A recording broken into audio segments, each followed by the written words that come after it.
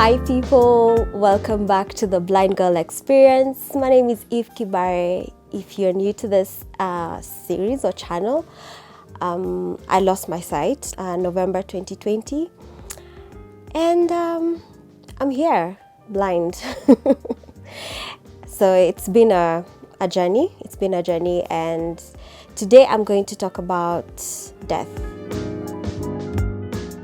So I'm in Kenyatta and I'm thinking I'm not getting better. This is like we are heading to the third week, and I'm like, okay, wow.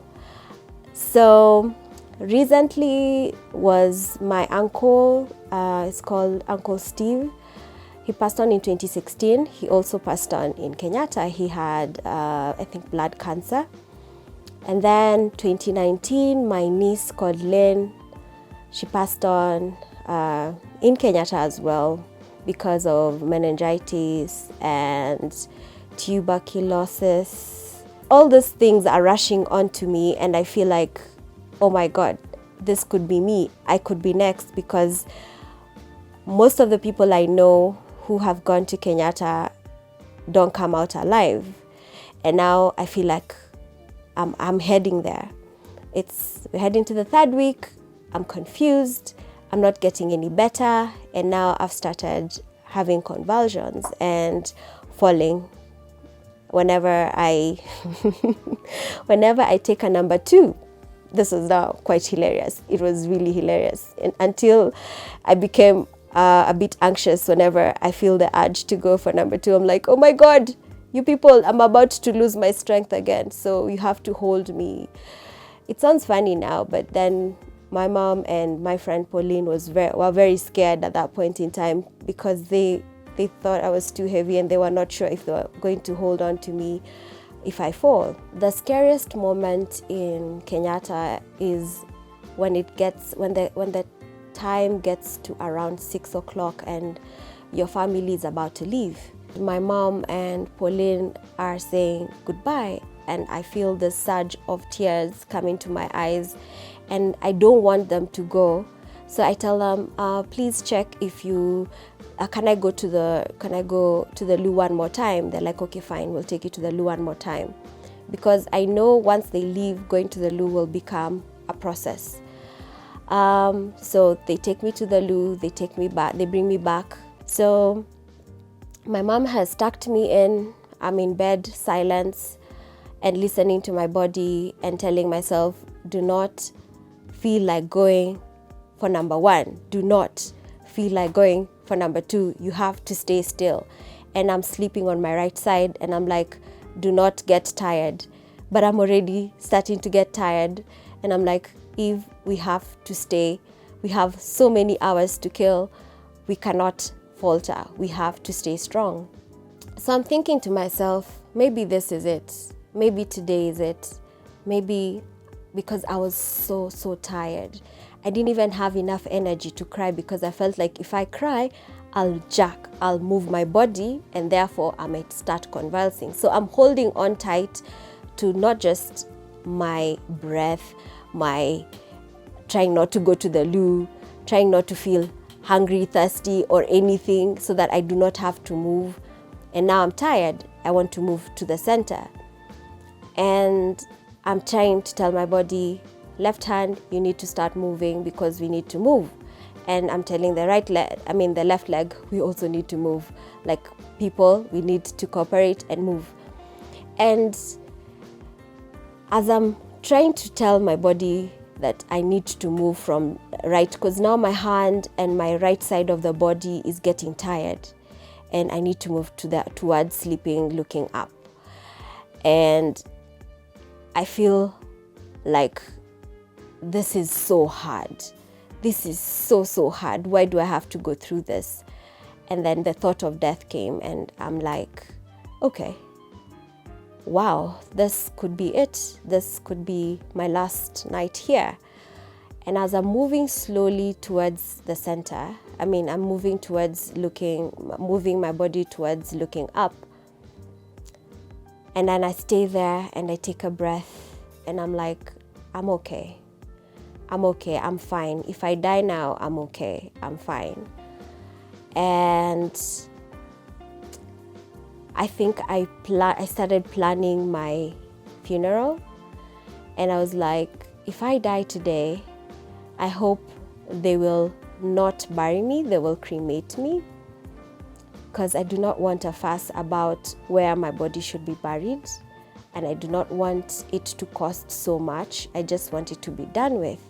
Then I'd want them to celebrate me through Mass, because I'm Catholic.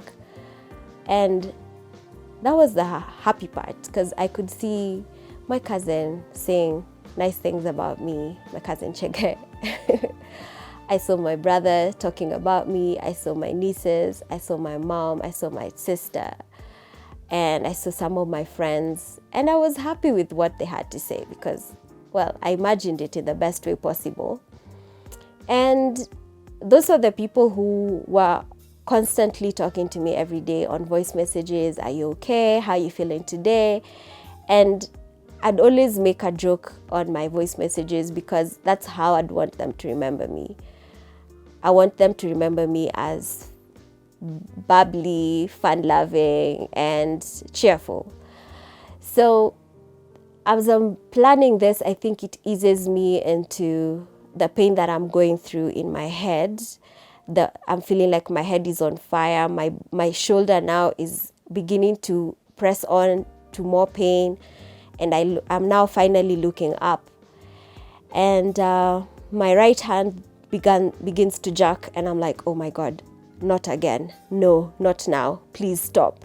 So the left hand goes and holds the right hand like, please stop moving. No, don't do this. And it's jerking beyond me trying to hold down my hand. And then I feel the right leg begin to jerk as well. And it's more irritating because it's not familiar, because you're not the one controlling the jerking. It's just on its own. And then I'm like, immediately I feel like I'm being choked, like someone is really choking me, and I feel like I'm drowning at the center of the bed. Now, the funny thing about the beds in Kenyatta, the bed I was sleeping on felt like it was a valley in between. Maybe it's because I'd slept there for a long time, or maybe that's just the way it was.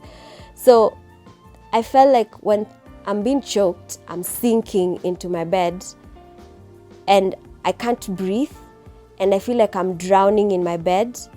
And then that's when now you feel a surge. It's like electricity coming from my toes all the way up to my neck, and then it goes all the way back down, and then I feel it going from my fingertips to my shoulders and back. So it's you feel your body is like, I don't know if you've ever been not electrocuted, like you've ever touched water when there's electricity, there's an electrical current.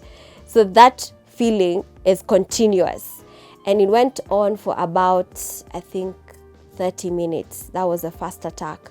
And when that is happening, my hands begin to move involuntarily towards wherever they feel like moving. So they can even move in the opposite direction and be in a very uncomfortable position. And when all this is happening, my legs are kicking and kicking and kicking, and my hands are I'm trying to control my body, but I am not in control anymore. My body is doing whatever it wishes to do. And there's this thing that my right hand would come and just feel like now it's choking me because I'm not breathing properly. And the hand is like moving towards wherever it feels like moving. And sometimes it would land on my face like, oh my God. So I'm thinking, please leave my face alone. We are not part of this, whatever is happening. And it's pressing on because now my hand feels like it's somebody else's hand. It's not my hand. So I can't control whatever is happening. And then everyone in the ward gets into a frenzy. Like, oh my gosh, stop moving. You'll fall. And I'm like, I'm trying. It's not me. It's my body is doing this without my wish.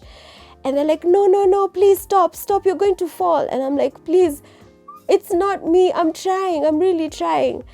And then they start calling the nurses, and the nurses, before they come, they're like, I think they didn't come the first time. So that was around 8 o'clock.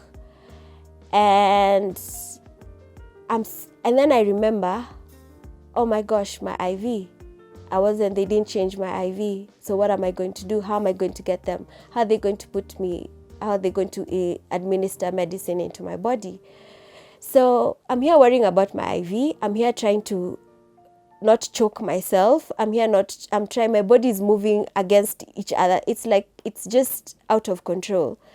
And it's such an annoying and painful and stressful situation, because the only thing that was intact was my brain, and my face was okay.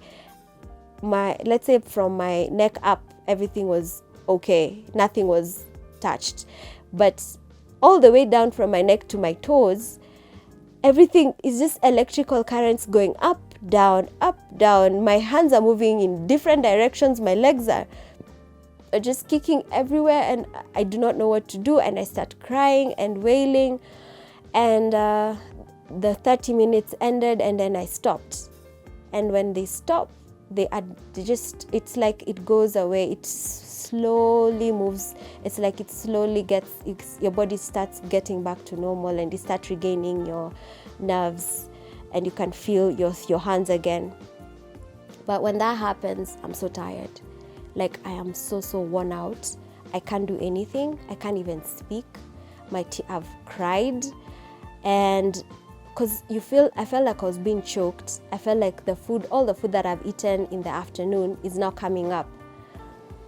Then I was like, okay, I hope that's not going to come back again. And then it waited for like 30 minutes, and then it came back again. And it did that for like an hour. And all that time, I'm wailing, I'm crying. Everyone in the ward is frantic, and they're like, oh, Eve, stop. Then there's this lady called Mama Mugambi would be like, mtoto wangu acha, nitakuitia nurse. And I don't know what to do. I'm crying, I'm telling my body, stop. I don't want this. I just want to die. And then it went for an hour, and then it stopped for like 10 minutes. It came back again. And now the third time is when a nurse came in, and everyone in the room they were thinking that I'm going to fall, and I might hit something and probably hurt myself, and they were really scared. And now the nurse comes in, and she's like, why are you guys making so much noise? They're like, ule msichana kuna kitu inamfanyikia, anaanza kusonga, anasonga, anaweza anguka. So the nurse comes to me and says, Evelyn, do you want me to tie you up? I'm like, what? I'm so tired. I'm like, what? What do you mean? I just need you to put medicine. I need you to, so I'm whispering, kind of. I'm like, I need you to put the anticonvulsion drugs into my system so that I stop convulsing, because I can't do this anymore. It's killing me. It's draining me, and I don't have any more energy to do this. And she's like, nitakufunga. And I'm like, you know what? I'm so tired. If you tie me up, and it will help me stop feeling the way I'm feeling, because it feels like your body is under attack. Someone is literally putting electrical currents in your body, like shocking you, and you go like, but now it's different. And I just want it to stop, because it's draining my strength. And she did tie me to the side of the bed. My hands were tied to the side of the bed, and my feet were tied to the rails on the edge of the bed. And this is heading towards 11, 12. So the lady, the nurse tied me up, and then she said, okay, I think now you won't fall. And then she left. So I'm like, okay, fine. Well, I think I'll be okay now. I won't move. I won't fall. And we're all waiting for the night shift medicine to come in. And I think after some time, they came, they gave us the medicine. I was still okay. I took the meds. And then I reminded the lady, I've been convulsing, and I need you to change my IV so that you can put in So she called in a doctor. Luckily that day there was a doctor. and they put, because if there's no doctor, that goes like that. That story ends there. So they called in a doctor, he put in the IV, and I was like, okay, fine. I guess I'm okay, I'm safe now. So they did put the anticonvulsion drugs, and then they left. I mean, the nurse left because she'd already finished giving us medicine and left. And then about 10 minutes right after the medicine was administered, I started convulsing again. And I'm like, no, I need the medicine to get in. So now my hand is hanging like this because of the IV, and I'm pushing, my hand is jerking away, and it's pushing the IV. It's like I could literally bleed to death at this point. So it's pushing, it's like trying to move away from, and I can see blood is going up the pipe, and I'm like, oh my God, this is not happening. At that time, I'm still partially blind. I'm not fully blind. I'm partially blind. So I'm seeing this happening, and I don't know how to stop it. And it's painful. And now my legs are jerking, but they're folded. And oh yeah, my hand was tied to the side of the bed, so it's jerking and trying to like get out from. It's like it's imprisoned and it wants to get out of imprisonment. So this was even harder because your body is going through some like electrocution and you can't stop anything from happening. And so the medicine stopped getting into my blood system, and probably I think the IV dislodged from my vein, and nothing is stopping. And that was very scary for me. By the time I stopped convulsing, I was so tired, and my body you can still feel the tingles from the convulsion.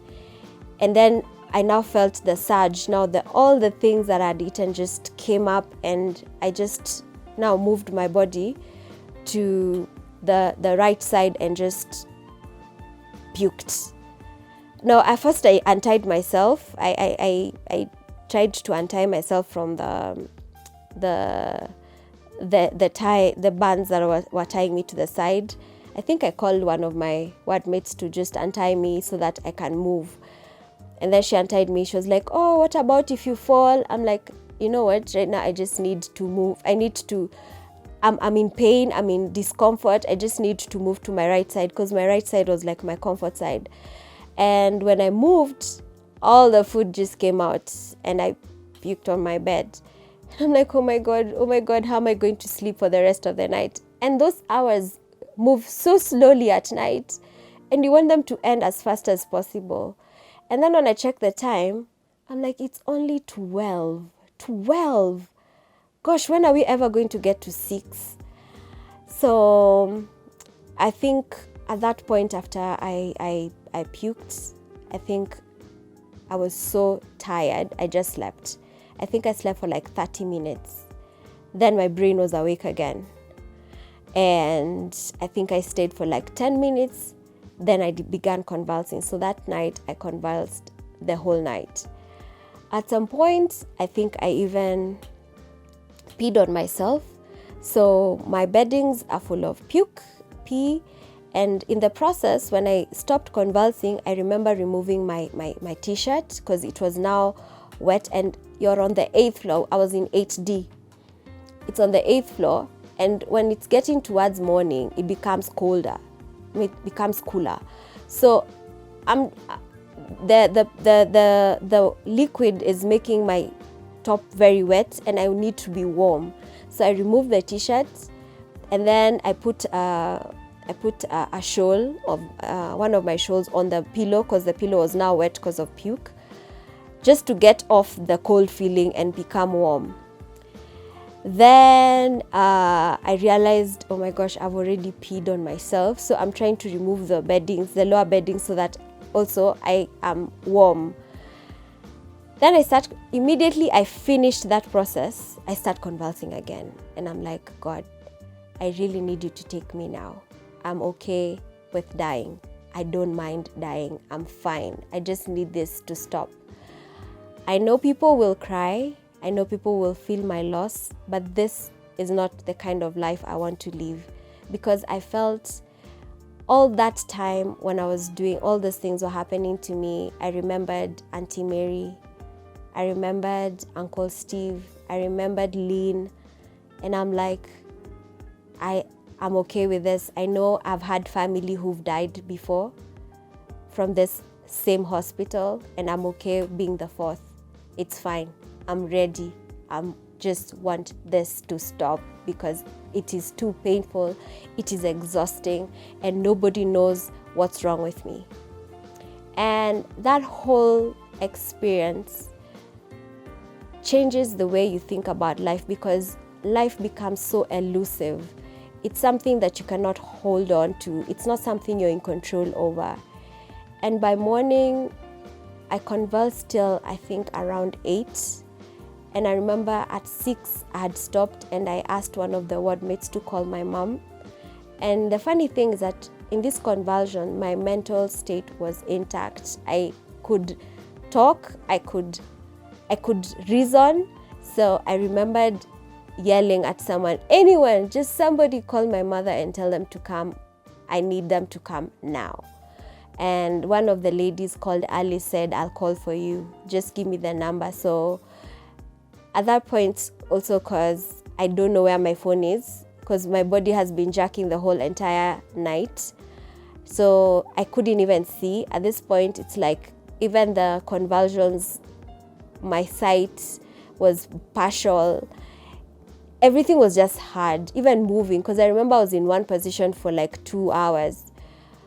After I finished convulsing, I just remained in there because now I'm exhausted and in so much pain. So she called my mom and I told my mom to come as soon as she can. And I remember she came, I think she stopped whatever she was doing and she was there by around that 8. By the time my mom comes, the doctors do their runs around 9. So she came, and when she came into the ward, I was naked, stark naked, because during the night as I'm trying to keep warm, and then I remove something, then I start convulsing, I'm unable to return things back to where they were before. So I had kicked all my bed sheets onto the floor, and some of them ended up in a basin where I had peed at some point in the night when I had strength to get out of bed and pee. So they're soaked with pee and soaked with puke, and I am stuck naked looking up, and the doctors are about to arrive any minute. So my mom walks in and she finds me there. My hair has puke, my body has puke, I have wet myself, I look like, okay, I can't see myself because I'm partially blind at that point. I can just see my body, but I can't tell details. So she's looking at me and she wanted to burst out crying. And I looked at her, I was like, Mom, I'm cold, because now I'm freezing because of being on 8th floor and it is June, July weather. And I'm just like, I'm tired and I'm cold. And so immediately she got into like an automatic movement. She removed all the beddings. She started wiping me. And then she went to the store to look for anything that she could cover me with. She found there were no beddings available. So she got one sheet and she was like, okay, let me get this one sheet and let me get we call it silapuri back in high school, but it's like a bed cover. So she put the bed cover on top of me, and like I told her, Mom, it's not stopping, it's not been stopping, and I just want to go home and die from home. And she was like, no, you can't leave the hospital, you're not well enough. I'm like, no, Mom, I'm fine. I want to go home. I die from the house. I don't want to die here. This is too much for me. This is so much for me. I can't do this. They're not finding what's wrong with me. I'm okay with dying. And my mom is like, no. You're staying here until you find the problem. And I'm telling her, Mom, I'm tired. I'm tired of being here. I'm tired of convulsing. I'm tired of people talking to me the way they want. Mom, they even tied me on the bed. She could see the strips of cloth. And she was like, they tied you to the bed. They're like, yeah, but it was the only way they could stop me from falling out of the bed. And they're like, okay, fine. Just calm down. I'll call the doctor. And by the time the doctors came in for their round, I'd already been cleaned up, and my mom had left to take the beddings to the store where they're taken out for cleaning. And I was in a more, what do you say? Lookable. I'm not sure. Presentable. Thank you. It was presentable. My body is in a lot of stress and it hasn't received medication. So I'm just there, hanging on to dear life, and I'm like, I felt myself sleeping away, and I actually felt some sort of peace, because I was like, at least I won't be a burden again. At least this will stop. At least my mom can have peace, because I could see she was also suffering, coming to hospital every single day and watch me deteriorate. And I was like, everybody just needs to get back to normal. And there's COVID happening in the country. And I'm just like, it's okay. I'm okay. I can die. I'm fine. It's not so bad to die, by the way. It's okay. I need peace. I want it so badly that if I had I hadn't gotten to the point of where I could have taken the pill, because also I was mentally tired. I didn't want to think so much. I was so tired, and I was thinking, is it possible to just take the wrong drug and die? Then I'm like, the possibility has probably happened and I've not died, so I don't think that's even a thing anymore, because I was under a lot of drugs. But I didn't die, and that was the worst night of my life, but I didn't die. And I think moving on from there, for some weird reason, I wasn't ever in that horrible state again. Moving forward, I stopped thinking as death as that far away thing that may happen. It's this thing that could happen any day, anytime. And it has made me look at life differently. Like, if you need to enjoy something, it could be the smallest of things. It could be just eating a banana, or just taking a walk outside and feeling the sun. It could be that small thing. But if you can do it, because there's a point in time I had no strength and I had no ability to do those things. If you're also going through such a hard time in your life and it feels like it might never end, but you get over it, the next day becomes a brighter day. Appreciate it, live it, because death is inevitable and it can happen anytime, any day. But the fact that you still have your life, you should live it. Do the small things, do the big things, do everything that you can do, and you have the ability to do it and do it well, because life is for the living. I know that was a grim one. But I had to share it because I needed to know. I also needed to tell myself that I got over that I went through that experience, but I got out of it more stronger. Yes, I got out of it stronger, and I'm able to know that it is very possible. It is actually very, very possible to die any minute, and I didn't die. So I'm here. And I hope you can join me again for more shows and more episodes as we learn how to live this life in the best way possible and make steps forward into getting better. So thank you for joining me today. Thank you for being here with me through this whole session of me talking again. And I hope you can be able to experience this, and I hope you get inspired and motivated, because this means a lot to me, to just get back on my feet and become stronger and able again.